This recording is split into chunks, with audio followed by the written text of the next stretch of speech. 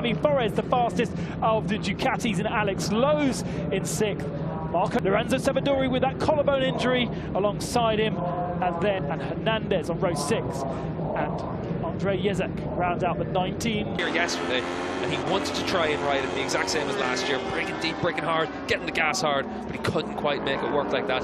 So for Jonathan Rea, the key thing has been to transition. And they all kind of interweave into one. A little breathing point between turns 7 and 8, and then the rest of the lap. Yeah, turn 7, easy to slide a bit too. Leading the championship after the opening round, 17 points clear, Tom Sykes. The bike's coming towards the end of the lap now. Right around that temperature where it becomes a big issue for all these riders. As we said, everyone using the same compound rear tyre. Acceleration zones. Who's going to come out on top in race 1 in Buriram? It's Go! Who made a good start? Not a bad start from either of our front row contenders. And the overtaking opportunity here because it's so fast. There's Alex Lowe's with his leg on the inside, down the inside of the MV Augusta of Jordi Torres. Somebody running out really wide at the back of shot. And go stay on the inside. Tom Sykes puts himself at the front of the field, kind of just about claims the apex, but I think Jonathan Rea is going to get a better exit out of the final turn, and he's going to go to the inside of him through turn 1. Is he strong enough on the brakes? Not a really great place to do it. Alex Lowe's in the background. I think he might have just lost a position to his teammate Michael van der Mark, who's starting to make a little bit of progress up through the field. We ride on board with Jonathan Rea, looking at Tom Sykes. Will Sykes try to do really good stuff from Sykes to be able to see him this aggressive in the early stages rather than just sitting behind Jonathan Rea. Chaz Davies, as you can see, with the new fastest lap.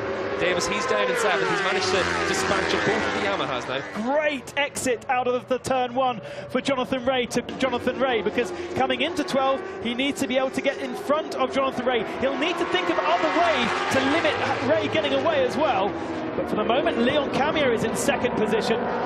Xavi Forés holds on to 4th. Torres. A 2-hop, but you can do that into turn 3 and just collect it on the exit.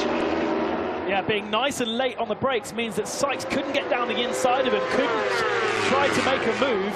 And even if it has compromised his speed a little bit coming to the end, we saw a couple of tenths slower than Jonathan Rea's pace yesterday when he did his long run as Torres goes back up the inside of Chaz Davies.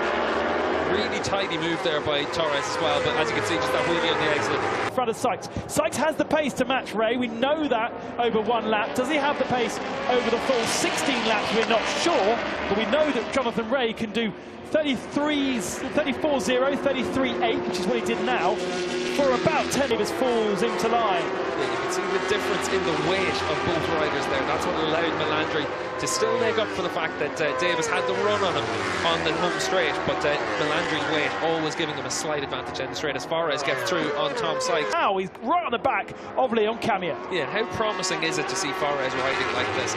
And you can see that's one of the Torres that looked like running out wide, but for Forés to be able to get himself into this lead group, it really is promising for the Barney Ducati rider. Turn 3, Chaz Davies will take that, and Chaz Davies moves up into 5th position. That was not really Davies's doing. That was a mistake from Marco Melandri. Just couldn't get the bike stopped. Melandri will try to fight back into 4.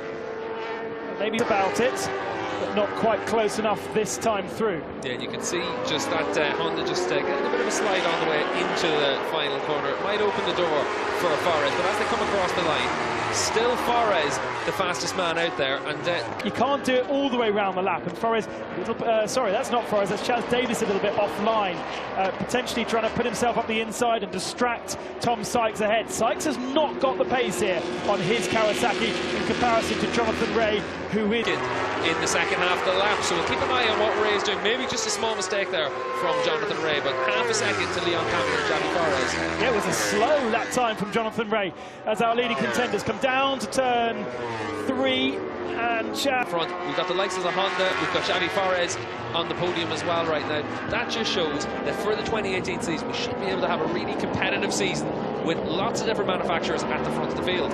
There's a very complex algorithm that will be used to calculate the disadvantage between him and the Ducati ahead of him. But now he's started to reel in Marco Melandri, and it's getting very close between the Yamaha and Melandri. The Yamahas didn't start particularly strong. You can tell Melandri because he's the one with the wiggly bike. The way they have to make the moves, same with Leon Camier. You just have to make the moves when you can, even if it costs you time to get through on those riders. Leon Camier super fast through the middle sector of the lap, and it's gone down to 0.8 of a second between Jonathan Rea and Leon Camier now. He's one of the riders using that slightly softer front tyre. Alex Lowe's on the harder tyre, so maybe this is also having an effect for Melandri. But Lowe's good move down the inside into turn 3, nice and clean, and he'll give chase to his teammate Van der Mark, round about 4 or 5 tenths between the Yamahas. Nobody knew angles. When you're riding a bike in low revs through medium speed corners, the bike doesn't want to slip as much. When high revs, as Forres looks again to the inside, but again, Leon Camier is good enough on the brakes. When you're in with a bike... Moves that in the past are now a lot more difficult to make the moves, but the Yamaha riders trying to make moves on each other. We saw them side by side in Australia as well. We did. We saw side by side for a good couple of corners between Michael van der Mark and Alex Lowe's, and a little wiggle, a little wobble from Van der Lap, but Forres is in second. Yeah, Camier with a quick look over his shoulder to see where Chaz Davis is. The gap between Davis and Camier round about 1 second at this point. So for Camier, he's still in that podium spot. He hasn't had a podium since 2013. So slowed by Leon Camier. So did Chaz Davis, although Davis bucks up the last turn and has to run deep. He's going to have to do that all that work again. He's right on the tail of Leon Camier. He's right on the tail of a podium, but he's now dropped about half a second back, and he'll have... It's interesting as Melandri's pace has improved now as well. He's only a couple of tenths of a second off the pace of Jonathan Rea, so maybe just had to cool off his tyres, try and attack again. But we'll wait and see what the issue was for Melandri. But clearly for about 4 or 5 laps he was struggling. What about Xabi? Chasing down Tom Sykes now. Van der Mark is going with them as well. Settled down at the front of the field for a few moments as Xabi Forres starts to chip away at Jonathan Rea. He just took a 10th on that last lap, so still a gap of 1.5 seconds between the top. 3 really is, you go in deep, you make it into a V, and you fire the bike out of it. But for Rea, this has been where he's been really strong. This is where he was making all of his moves, and he's been able to use it to build up his gap length. 1.7 seconds, pulled out, lost a tenth of a second, last second lead. It's all about just trying to be consistent in these final 5 laps. 5 laps to go then. What can Xabi Forres do? Maybe spend just 1 too many laps behind Leon Camier, being compromised. You could see a change here for that final podium spot. Oh, wouldn't Leon Camier love to stand on the podium? You know, Chaz Davis has done it plenty of times over the last couple of years, but it's been a dry spell for Leon Camier. On Camier, and he's just trying to hold off Chaz Davis into turn 12. We've seen Davis ghost down the inside a couple of times, but as you said, Ben, Camier so strong into turn 3 and turn 12. But clearly down that straight into 3, doesn't quite have the legs on the Ducati, so... Anywhere, but particularly into turn 3. See how close he is on the way into 3. Here he goes again, both really hard on the brakes, but this time not close enough, not down the inside enough, and even Chaz Davis slightly running wide there, so really on the limit of adhesion. Now we're into 9, not really a braking zone there. Chaz Davis trying to set the bike up, trying to get to a straighter line through 10 and now to 11. Coming into the final braking zone of the lap, but again he knows that Leon Camier just manages to find a little gap on the braking zone, manages to find the inside line, and Leon Camier had no answer. And I just don't think that Camier's got the bike underneath him now through the middle part of the lap to make an answer for it. Yeah, Camier doesn't have the speed in that bike at the moment. Brakes is very strong, but what about, will he be close enough when he gets to that point? Well, time will tell. This is the last lap. Yeah, just as we start the last lap, we look at Jonathan Rea's teammate Tom Sykes, who's trying to attack Alex Lowe's on the way into turn 1. Melandri behind. Unity tomorrow. Yeah, good recovery from Lowe's to be able to get himself back up through the order. He fell down as low as about 9th or 10th position earlier in the race, and just steadily making that progress to get through into 5th. Is Tom Sykes going to try and make a move, a last lap banzai move into turn 12? Lavati and Torres for 9th and 10th spots. Disappointment for Melandri to be down in 8th position, but he will still be championship leader when we go into the second race tomorrow.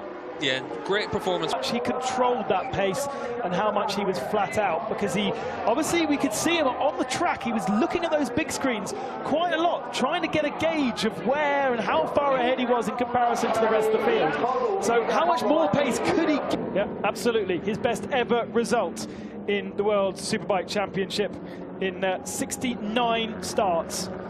He's finally got the second step of the podium, and he's not far off the top step. Chaz Davies spent plenty of time. World SBK went to move ever closer to Carl Fogarty's record of 59.